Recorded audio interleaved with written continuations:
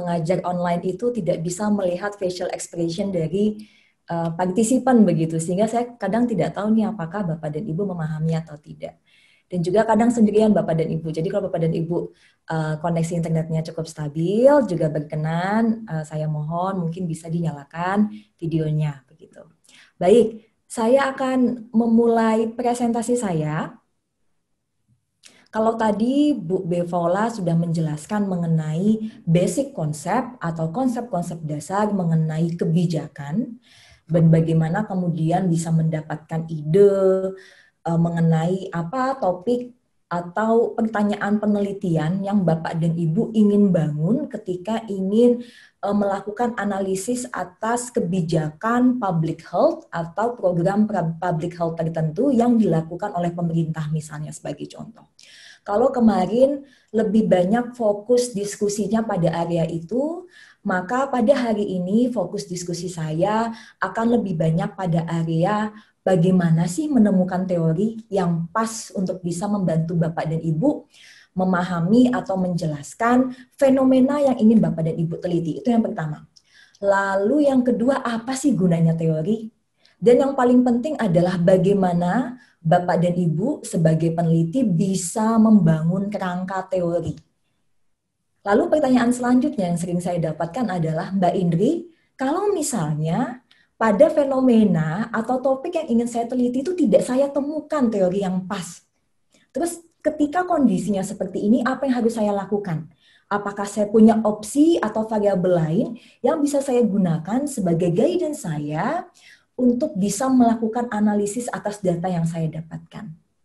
Tentu saja bisa, nanti bagaimana caranya akan saya jelaskan pada sesi pertama. Lalu di sesi kedua, saya akan banyak membahas mengenai kualitatif method atau metodologi kualitatif. Mulai dari mengapa kualitatif method itu dianggap penting untuk bisa digunakan sebagai salah satu metodologi di dalam melakukan penelitian di area public health misalnya. Lalu yang kedua, tipe datanya apa saja. Bagaimana cara mendapatkan datanya, bagaimana memastikan bahwa saya bisa meminimalisir bias, bahwa konteks yang saya dapatkan itu valid, bahwa saya bisa membangun argumen dan justifikasi yang kuat, mengapa saya memilih sampel tertentu dan tidak sampel yang lain, sampai pada titik bagaimana memastikan saya bisa melakukan triangulasi data dan bagaimana saya bisa menyajikan data. Itu adalah aspek yang akan saya banyak bahas di sesi yang kedua. Sesi yang pertama saya akan membahas dulu Bapak dan Ibu mengenai theoretical framework. Di slide yang pertama saya akan kembali ke hal yang paling dasar dulu. Apa itu teori? Teori adalah suatu penjelasan yang bisa membantu peneliti untuk bisa make sense atau untuk bisa memahami fenomena yang dia ingin teliti, fenomena yang dia hadapi. Penjelasan ini biasanya terdiri dari satu proposisi atau lebih dari satu proposisi. Isi dari proposisi itu apa sih? Isi dari proposisi itu adalah penjelasan mengenai hubungan antar satu variabel dengan variabel yang lain. Jika definisi dari teori seperti ini, maka kemudian teori itu apa? Teori itu adalah sekumpulan proposisi yang dapat digunakan oleh peneliti untuk dapat memahami fenomena yang dia ingin teliti, fenomena yang ingin dia analisis. Di mana teori ini bisa berperan sebagai guidance bagi para peneliti untuk bisa melakukan prediksi ketika saya ingin menganalisis fenomena A. Saya mengidentifikasi ada 4 variabel di dalam fenomena A. Hubungan variabel ini bagaimana ya? Apakah variabel A hanya berhubungan ke variabel B atau apakah variabel A juga bisa berhubungan ke variabel D? Prediksi-prediksi atau future projections atas hubungan antar variabel ini bisa saya pahami dengan cara menggunakan teori yang saya bisa aplikasikan di dalam studi saya. Jadi gunanya teori itu adalah Bapak dan Ibu untuk bisa membantu Bapak dan Ibu make sense atau memahami fenomena dan hubungan antar variabel yang ada di dalam fenomena yang ingin Bapak dan Ibu teliti. Begitu. Tentu saja ada banyak pilihan teori yang bisa Bapak dan Ibu adopsi, terutama ketika Bapak dan Ibu ingin fokus pada penelitian mengenai kebijakan. Tentu saja teori yang akan bisa digunakan oleh Bapak dan Ibu, ragamnya ada banyak sekali. Karena public administration atau public policy itu sendiri adalah rumpun ilmu yang interdisipliner. Jadi dalam area public policy atau public administration, kami itu banyak mengadopsi Bapak dan Ibu teori-teori dari rumpun ilmu yang lain yang ada di sosial humaniora, mulai dari ekonomi, sosiologi, psikologi, politik, dan yang lain-lain, dan yang lain-lain. Dalam hal ini, ketika Bapak dan Ibu dihadapkan pada ragam teori, pertanyaannya adalah, saya harus memilih teori yang mana? Pilihlah teori yang memang Bapak dan Ibu rasa punya kemampuan explanatory atau punya kemampuan untuk bisa menjelaskan fenomena yang Bapak dan Ibu teliti dengan cara yang sangat baik, begitu. Selanjutnya adalah, apa guna saya, apa kegunaan saya menggunakan teori sih Mbak Indri? Saya pikir kalau di dalam artikel jurnal atau ketika saya bikin penelitian, yang penting saya tulis teori di bab kedua, theoretical foundation, oh ya udah, nggak usah saya apa-apain begitu. Seringkali penelitian-penelitian sosial paling tidak terjebak pada keadaan-keadaan seperti ini. Gunanya teori itu ada dua, Bapak dan Ibu. Yang pertama adalah bisa membantu Bapak dan Ibu untuk memahami aspek apa saja dari fenomena yang ingin Bapak dan Ibu teliti yang punya peranan penting, sehingga variabel-variabel ini yang paling menentukan mengapa fenomena ini muncul, atau variabel-variabel ini yang paling menentukan mengapa individu atau sekelompok individu menunjukkan perilaku tertentu. Begitu. Jadi teori ini di sini bisa berfungsi bagi Bapak dan Ibu, membantu Bapak dan Ibu dalam proses data collection, dalam proses pengambilan data. Ketika mengambil data, tahu saya ingin fokus ke area mana saja. Teori juga punya fungsi, misalnya ketika Bapak dan Ibu sudah mengambil data, teori juga bisa punya fungsi untuk membantu Bapak dan Ibu memahami data yang Bapak dan Ibu dapatkan, begitu. Untuk memahami sebenarnya hubungan antara variabel ini apakah langsung atau tidak langsung, ataukah variabel A ini berhubungan dengan dua variabel sekaligus, atau hanya satu variabel, atau bagaimana. Itu adalah kegunaan dari teori. Sebagai contoh seperti ini. Misalnya saya kemarin membaca di artikel jurnal yang membahas mengenai mengapa para perempuan di negara berkembang itu enggan mengakses fasilitas-fasilitas kesehatan yang telah diberikan oleh pemerintah, begitu. Kalau saya tidak memahami teori apa yang bisa saya gunakan, mungkin saya sebagai peneliti hanya bisa mengidentifikasikan, oh ini loh beberapa variabel yang menyebabkan mengapa perempuan atau ibu misalnya enggan mengakses fasilitas kesehatan yang telah diberikan pemerintah di masyarakat, misalnya melalui puskesmas atau rumah sakit pemerintah dan yang lain-lain. Ketika saya tidak berbekal teori, saya hanya bisa mendeskripsikan, perempuan itu enggan karena jauh lokasi fasilitasnya, atau yang kedua pengetahuan mereka rendah, mereka tidak punya awareness yang tinggi atas penyakit tersebut atau atas ketersediaan fasilitas tersebut dan yang lain-lain. Tetapi ketika misalnya saya menggunakan satu teori, di sini namanya adalah Health Belief Model atau teori HBM, teori yang paling banyak digunakan di area Public Health Policy, teori yang bisa digunakan oleh Bapak dan Ibu nanti di penelitian Bapak dan Ibu. Teori ini mengatakan bahwa perilaku individu atau sekelompok individu untuk bisa melakukan langkah tertentu untuk bisa menghindari penyakit atau untuk mengadopsi gaya hidup tertentu itu sangat ditentukan oleh persepsi mereka akan sesuatu. Misalnya begini, saya akan mengadopsi gaya hidup yang sehat ketika saya punya persepsi bahwa saya punya probabilitas untuk bisa kena penyakit diabetes yang tinggi. Itu yang pertama. Lalu saya juga punya persepsi yang lain bahwa penyakit diabetes ini kalau saya kena, nanti dampaknya akan sangat buruk bagi kesehatan saya, bisa mempengaruhi kinerja organ internal yang lain, misalnya. Itu yang kedua. Yang ketiga, saya juga punya persepsi atas benefit yang saya dapatkan ketika saya ingin mengakses fasilitas atau program pemerintah. Misalnya ketika saya ingin mengakses fasilitas pemerintah, benefit apa sih yang saya dapatkan begitu? Jangan-jangan benefitnya juga nggak banyak-banyak banget. Yang keempat lalu adalah persepsi saya atas hambatan yang perlu saya lewati ketika saya ingin mengakses fasilitas yang telah diberikan oleh pemerintah. Keempat persepsi saya ini, persepsi akan betapa apakah saya punya resiko yang tinggi tertular penyakit atau tidak, apakah saya punya resiko yang tinggi mengidap penyakit atau tidak. Yang kedua, persepsi saya apakah penyakit ini mematikan atau tidak. Ketiga, persepsi saya akan benefit yang saya dapatkan ketika mengakses fasilitas kesehatan. Dan yang keempat adalah persepsi saya apakah ada hambatan yang perlu saya lewati untuk bisa mengakses fasilitas kesehatan, merupakan proposisi dari teori health belief model. Nah, teori ini, kalau saya sudah tahu bahwa saya akan menggunakan teori ini, ketika saya sudah tahu ingin menggunakan teori ini, maka kemudian saya ketika mengambil data bisa fokus kepada keempat hal tadi. Persepsi responden saya akan penyakit. Persepsi responden saya akan resiko dia untuk mengidap penyakit. Persepsi responden saya akan benefit yang dia dapatkan dari akses kesehatan. Persepsi responden saya akan hambatan yang akan dia lewati untuk bisa mengakses fasilitas kesehatan. Ketika saya berpegang pada teori, saya tahu ke arah mana saya ingin membawa penelitian saya. Saya tahu data apa yang ingin saya dapatkan. Saya tahu bagaimana kemudian antara satu variabel dengan variabel yang lain itu ternyata saling berkaitan satu sama yang lain. Ini adalah contoh Bapak dan Ibu bagaimana kemudian ketika sebelum kita mengambil data, ketika kita sudah tahu mau meneliti apa, dan ketika kita tahu teori apa yang mau kita gunakan, teori itu bisa membantu kita untuk menentukan mana sih aspek dari data yang bisa saya dapatkan, di mana aspek data ini yang paling menguntungkan, yang paling beneficial bagi saya untuk bisa menjawab pertanyaan penelitian di dalam penelitian saya. Begitu. Itu adalah gunanya teori. Bagaimana membangun kerangka teori? Nanti saya akan berikan contoh Bapak dan Ibu dari artikel-artikel jurnal di area Bapak dan Ibu, Public Health Policy, tapi sebelumnya saya akan memberikan gambaran konseptualnya dulu.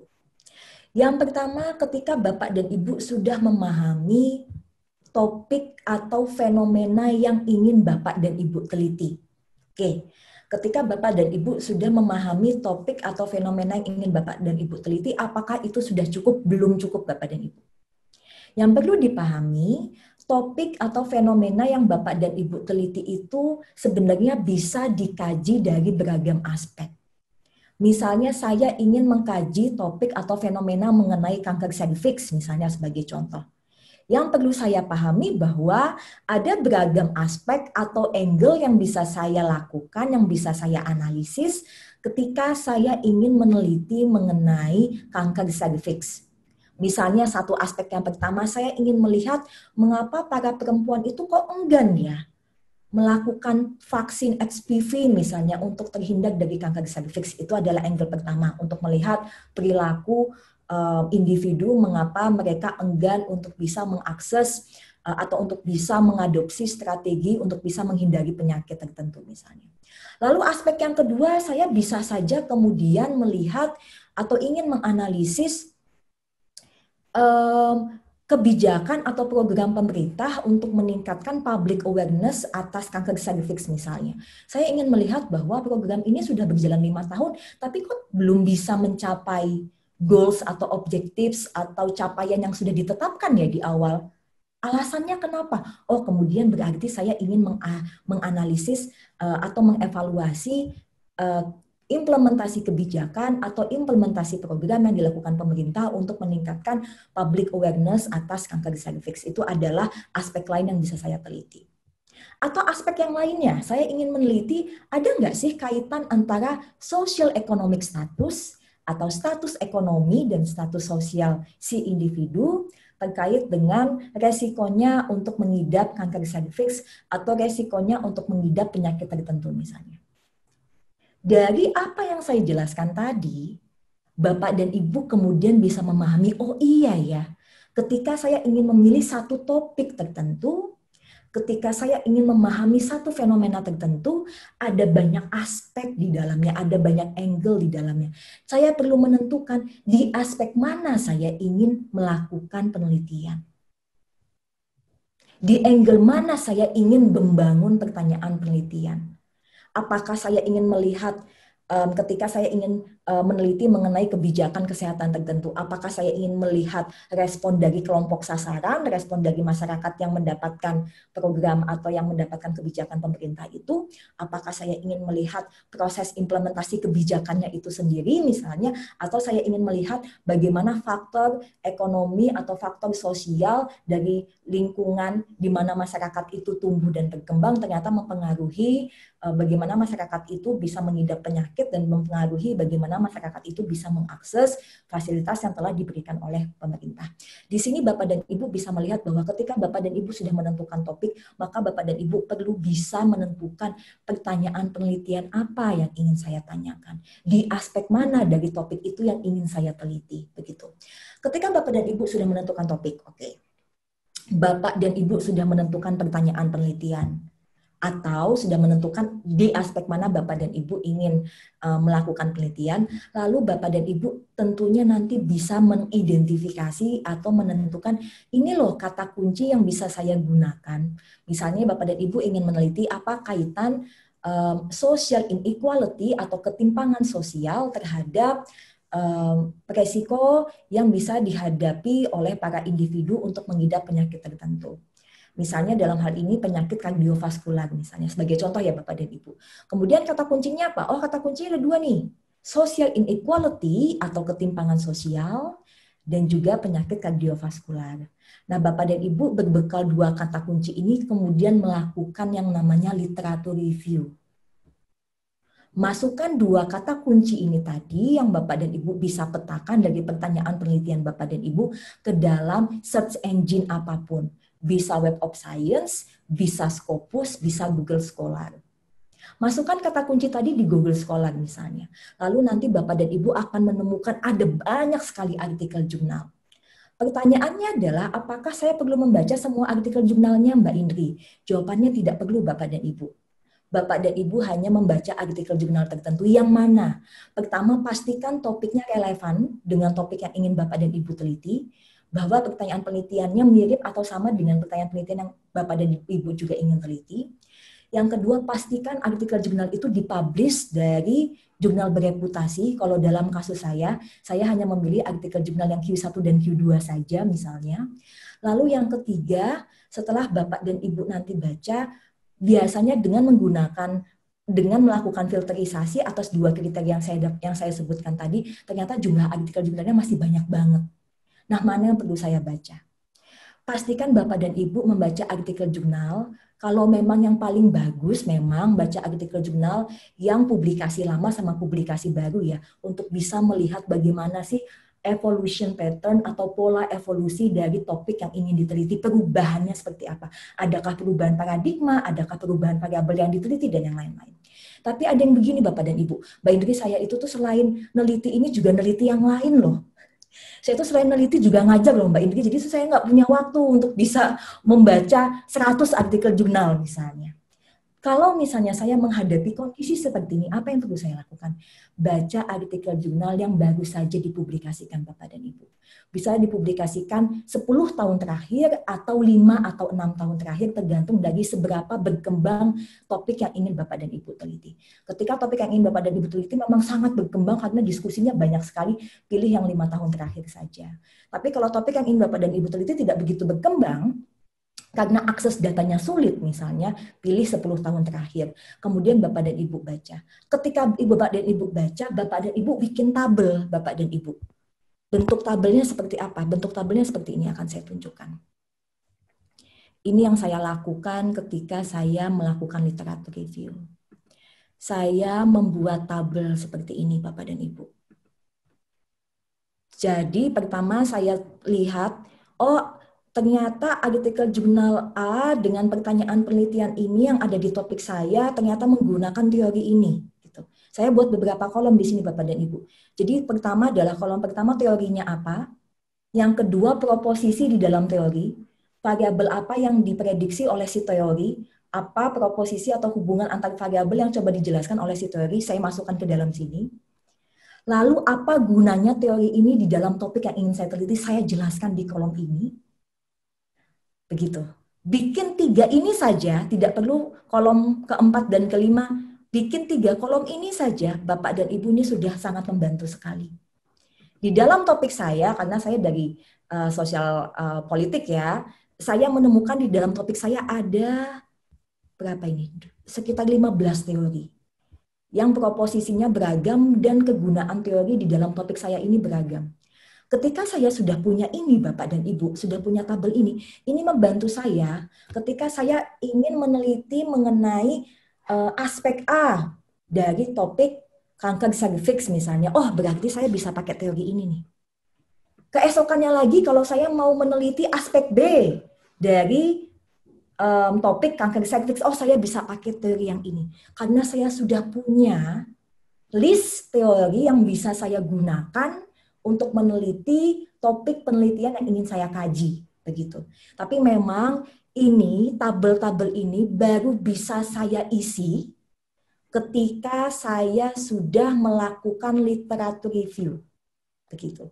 Jadi literatur review dulu, baru nanti bisa mengisi tabelnya, begitu ya Bapak dan Ibu. Setelah itu adalah setelah menentukan apa variabelnya, Bapak dan Ibu kemudian bisa melis teorinya apa saja. Bapak dan Ibu lihat mana teori yang paling punya kekuatan, yang paling baik, yang punya explanatory power yang paling baik, yang bisa Bapak dan Ibu gunakan di dalam penelitian Bapak dan Ibu, begitu.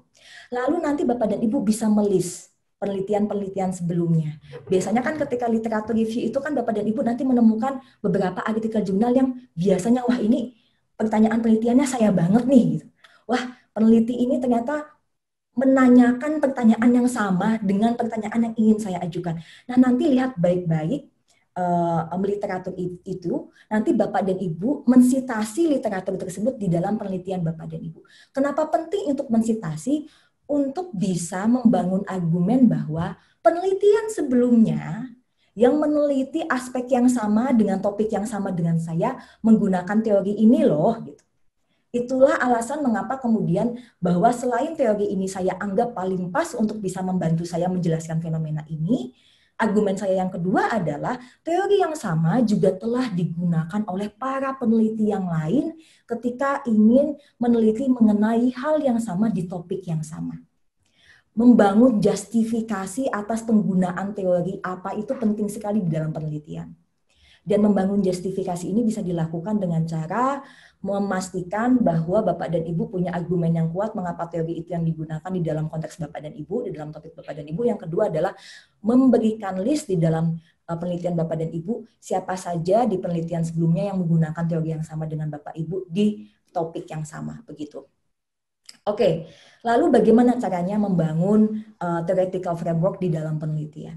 Yang pertama adalah di bab kedua atau ketika Bapak dan Ibu ingin menulis karya ilmiah atas penelitian Bapak dan Ibu, di bab kedua itu kan ada yang namanya theoretical foundation. Bapak dan Ibu, hal pertama yang perlu Bapak dan Ibu lakukan adalah menjelaskan proposisi dari si teori. Oke, ketika sudah dijelaskan proposisinya apa saja dari teori, lalu Bapak dan Ibu masuk ke paragraf selanjutnya yang menjelaskan mengapa teori ini relevan dengan topik yang ingin Bapak dan Ibu kaji. Relevansinya di mana? Oh, saya ingin meneliti mengenai perilaku misalnya, seorang individu. Nah, yang namanya perilaku tentunya sangat terkait dengan psikologi dari si individu. Tentu saja dengan demikian saya akan mengadopsi teori yang memang menjelaskan mengapa aspek psikologi dari individu bisa menjelaskan perilaku individu tersebut. Itu adalah cara kemudian bagaimana Bapak dan Ibu bisa membangun argumen mengapa teori yang Bapak dan Ibu pakai itu sangat relevan untuk digunakan di dalam topik Bapak dan Ibu. Yang ketiga adalah menjelaskan apa saja penelitian-penelitian sebelumnya yang telah menggunakan teori yang sama di topik yang sama. Untuk meyakinkan para pembaca Bapak dan Ibu bahwa penelitian-penelitian sebelumnya juga menggunakan teori yang sama loh ketika berusaha untuk menganalisis atau berusaha untuk memahami fenomena yang ingin Bapak dan Ibu teliti. Begitu.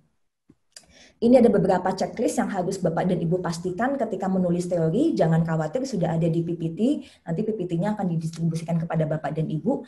Checklist ini perlu Bapak dan Ibu pahami ketika nanti menulis theoretical framework di dalam karya ilmiah Bapak dan Ibu. Oke, sekarang kita masuk ke contoh. Mungkin ketika nanti ada contoh, Bapak dan Ibu bisa lebih memahami bagaimana membangun theoretical framework yang baik. Contoh yang pertama, saya mengambil artikel jurnal yang membahas mengenai mengapa para imigran perempuan itu enggan sekali mengakses fasilitas kesehatan yang telah diberikan oleh negara maju untuk bisa membantu para perempuan tersebut terhindar dari kanker serviks. Jadi, studi di sini ingin melihat bagaimana para imigran perempuan yang datang dari negara berkembang, ketika mereka pindah ke negara maju, di Denmark, ya ini konteksnya, yang lengkap dengan segala fasilitas kesehatan dan yang lain-lain, tapi mereka kok enggan menggunakan fasilitas kesehatan tersebut. Bapak dan Ibu kan sudah nanti memilih topik ya, memilih topik. Nah ini Bapak dan Ibu, hal yang perlu Bapak dan Ibu lakukan ketika Bapak dan Ibu sudah memilih topik. Bapak dan Ibu perlu menjelaskan urgency of the study. Apa sih pentingnya melakukan penelitian ini? Urgensinya apa sih? Karena penelitian itu bisa dianggap penting atau tidak tergantung dari topik yang Bapak dan Ibu pilih, penting atau tidak. Urgensinya di mana? Dalam hal ini, ketika misalnya si penulis membahas mengenai kanker serviks, si penulis kemudian menuliskan bahwa kanker serviks itu adalah public health problem di dunia, globally. Tidak hanya 1-2 negara. Jumlah yang meninggal ada 250.000 per tahun. Banyak negara yang sudah memberikan fasilitas dan akses kepada perempuan untuk bisa melakukan screening dan juga mendapatkan vaksin gratis misalnya. Tapi banyak di beberapa negara, kelompok-kelompok etnis tertentu itu enggan untuk bisa mengakses fasilitas kesehatan tadi. Ini kan kemudian jadi urgent ya, oh iya ya, karena ini adalah global health problem, kematiannya tinggi, ada masyarakat yang masih enggan, wah ini berarti penting banget nih penelitian ini untuk diteliti. Nah ketika Bapak dan Ibu sudah bisa membangun argumen mengenai urgency of the study, Bapak dan Ibu kemudian membuat pertanyaan penelitian. Pertanyaan penelitiannya apa?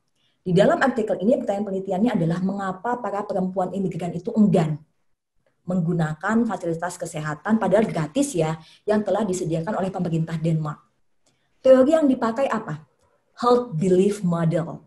Kok bisa menggunakan teori ini Mbak Indri? Coba kita amati, cermati satu-satu Bapak dan Ibu. Mengapa teori ini yang digunakan? Kita lihat dari proposisi teorinya ini dulu. Health belief model itu proposisi teorinya apa?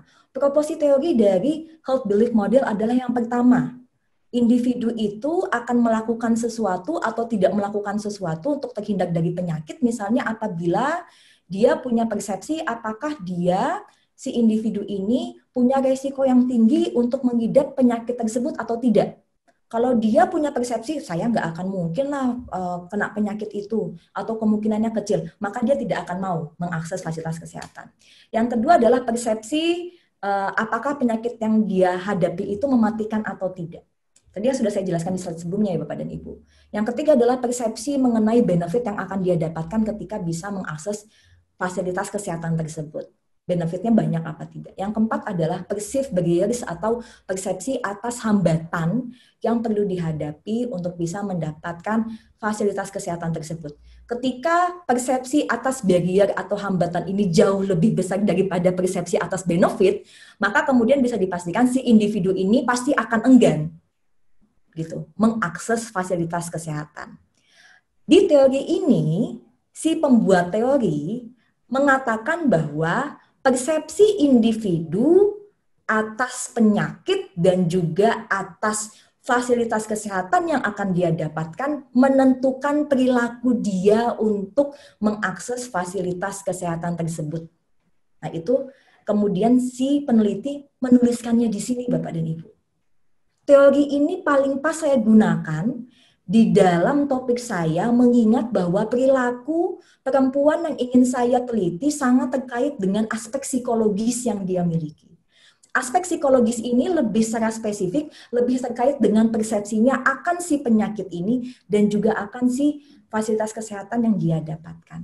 Nah, di sini adalah contoh penting bagaimana kemudian teori itu bisa punya relevansi dengan topik yang ingin Bapak dan Ibu teliti. Yang kedua, Ini terkait dengan bagaimana ketimpangan sosial ekonomi ternyata bisa mempengaruhi resiko masyarakat untuk terinfeksi atau untuk mengidap penyakit serius yang mematikan. Nah, mengapa studi ini penting? Urgency of study-nya apa sih? Urgency of the study-nya apa? Studi ini penting karena terutama di negara maju, pemerintah itu sudah memberikan, sudah mengimplementasikan sekian kebijakan, serangkaian kebijakan untuk memastikan bahwa masyarakat dengan status sosial dan ekonomi yang rendah bisa terhindar dari penyakit yang mematikan, misalnya dengan cara memperbaiki sanitasi, dengan cara menyediakan vaksin gratis, dengan cara meningkatkan public awareness atas penyakit-penyakit mematikan. Tetapi bahkan di negara maju sekalipun, masyarakat yang sosial ekonomi statusnya rendah kok masih tetap mengidap penyakit mematikan. Alasannya apa? Ini kan jadi urgent ya. Ini adalah problem lama, sudah dijawab dengan serangkaian kebijakan, tapi kok ternyata masalahnya tetap sama. Masyarakat dengan sosial dan ekonomi status yang rendah masih mengidap penyakit. Alasannya apa? Nah, di sini kemudian si peneliti kemudian menanyakan, pertanyaan penelitiannya adalah mengapa sosial ekonomi status masih mempengaruhi apakah masyarakat mengidap penyakit tertentu atau tidak, walaupun pemerintah telah berusaha mengintervensi dengan serangkaian kebijakan. Teori yang dipakai adalah teori of fundamental cause. Teori ini proposisinya apa? Di dalam teori of fundamental cause, mereka mengatakan bahwa masyarakat itu bisa mengadopsi gaya hidup tertentu atau bisa menunjukkan perilaku tertentu apabila dia memiliki sumber daya kunci, sumber daya penting. Sumber daya itu apa? Pengetahuan, uang, power, prestise, dan juga social connection atau koneksi sosial. Apa yang bisa kita pelajari dari sini? Yang bisa kita pelajari adalah sosial dan ekonomi status masyarakat itu menentukan, ini ya Bapak dan Ibu, key resources. Status ekonomi dan sosial masyarakat menentukan apakah masyarakat itu punya knowledge, punya money, punya power, punya prestige, punya social connection yang tinggi atau tidak. Di mana ternyata menurut teori ini, ketika manusia atau individu memiliki key resources tadi dalam jumlah yang tinggi, maka biasanya itu akan membantunya untuk mengadopsi gaya hidup tertentu yang bisa membantunya untuk terhindar dari penyakit mematikan. Findings misalnya argumen yang disebutkan oleh si peneliti ini adalah orang yang punya uang yang banyak tentunya pasti bisa membeli makanan yang jauh lebih sehat. Tentunya bisa mendaftar gym, ya, bisa olahraga. Tentunya bisa mengakses dokter dengan fasilitas yang sangat bagus, dengan dokter dengan skill yang sangat bagus. Tentu saja kemudian kemampuan-kemampuan ini tidak bisa didapatkan oleh masyarakat dengan sosial status ekonomi yang rendah. Begitu. Nah, ini menunjukkan bahwa jangan-jangan kebijakan yang telah dibuat pemerintah untuk membantu masyarakat dengan status sosial dan ekonomi rendah untuk tidak mengidap penyakit mematikan tertentu tidak tepat sasaran. Karena pada saat sekarang fokusnya adalah bagaimana masyarakat bisa mengakses fasilitas kesehatan yang baik, mengakses dokter yang baik, bisa memiliki gaya hidup yang baik. Yang mana ketiga hal ini sangat ditentukan oleh sosial status dan sosial dan juga ekonomi status masyarakat. Ini adalah contoh Bapak dan Ibu bagaimana pertanyaan penelitian, topik, urgency of study, pertanyaan penelitian, teori, proposisi dan teori itu perlu kita kaitkan mengapa di topik tertentu saya harus menggunakan teori tertentu begitu. Pertanyaan selanjutnya adalah, ini adalah beragam teori Bapak dan Ibu yang bisa digunakan oleh Bapak dan Ibu. Ketika saya meneliti public health policy, ada beragam teori dari rumpun ilmu sosial yang bisa Bapak dan Ibu gunakan. Ini saya kasih contohnya ya Bapak dan Ibu. Stakeholder theory. Stakeholder theory ini bisa digunakan oleh Bapak dan Ibu ketika Bapak dan Ibu ingin menganalisis proses pembuatan kebijakan. Di dalam proses pembuatan kebijakan itu kan aktornya banyak. Kekuatan politiknya beragam, agendanya juga beragam, kepentingannya juga beragam.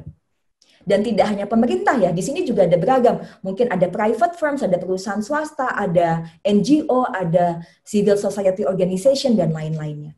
Bapak dan Ibu ketika ingin melihat bagaimana para aktor ini saling berkompetisi untuk bisa mempengaruhi pemerintah membuat kebijakan yang sesuai dengan kepentingan dan agendanya. Ketika Bapak dan Ibu punya topik demikian, maka bisa menggunakan stakeholder theory.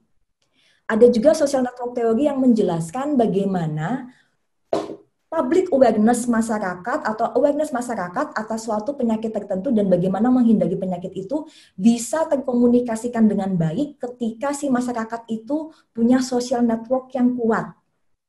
Ini bisa Bapak dan Ibu gunakan juga teorinya ketika Bapak dan Ibu ingin melakukan penelitian. Yang ketiga, herd belief model yang tadi sudah saya jelaskan sebelumnya. Yang keempat adalah social cognitive theory. Ini adalah teori di mana menjelaskan bagaimana perilaku manusia itu sangat dipengaruhi oleh variabel-variabel yang ada di lingkungannya. Nah, keterkaitan antara perilaku manusia dengan lingkungannya, environmental influences, itu bisa Bapak dan Ibu gunakan social cognitive theory ketika fenomena ini Bapak dan Ibu teliti sangat terkait dengan perilaku dan juga faktor-faktor lingkungan. Yang kelima adalah collective behavior theory.